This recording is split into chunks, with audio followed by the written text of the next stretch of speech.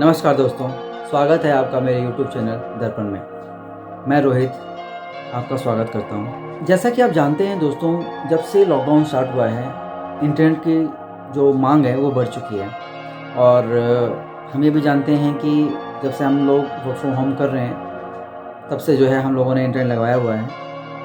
और मुझे याद है कि जब हम लोगों ने इंटरनेट लगवाया तो उस टाइम कंपनी ने हमें एक मॉडेम दिया, जिसके लिए हमने कंपनी को पे भी किया, जैसे कि सिक्योरिटी डिपॉजिट, जो कि रिफंडेबल होता है, राइट। तो ये रिफंडेबल अमाउंट आपको तब मिलता है जब आप इनकी सर्विस बंद कर देते हैं। तो मेरे साथ भी कुछ ऐसे ही हुआ।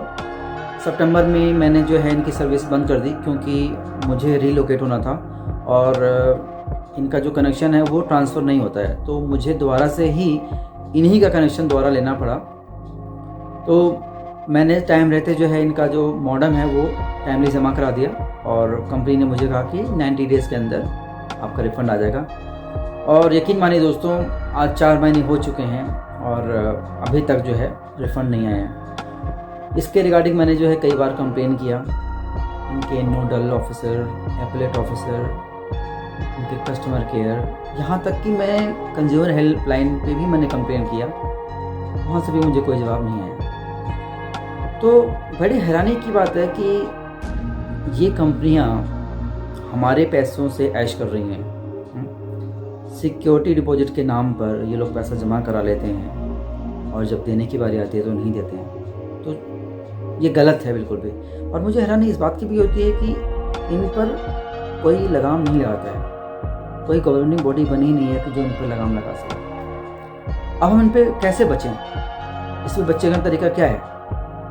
तो जहाँ तक मुझे समझ में आता है, बचने का 2 तरीके हैं। सबसे पहले तरीका तो ये है कि जो नए कस्टमर्स हैं, जो नया कनेक्शन लेने जाते हैं, तो सबसे पहले ध्यान रखें कि अगर कोई कंपनी आपसे सिक्योरिटी डिपॉजिट जमा कराना चाहती है तो आप उसे रिटर्न में लें, क्योंकि ये कंपनी कभी भी रिटर्न में नहीं देती हैं कि आपको इसका पैसा वापस मिलेगा।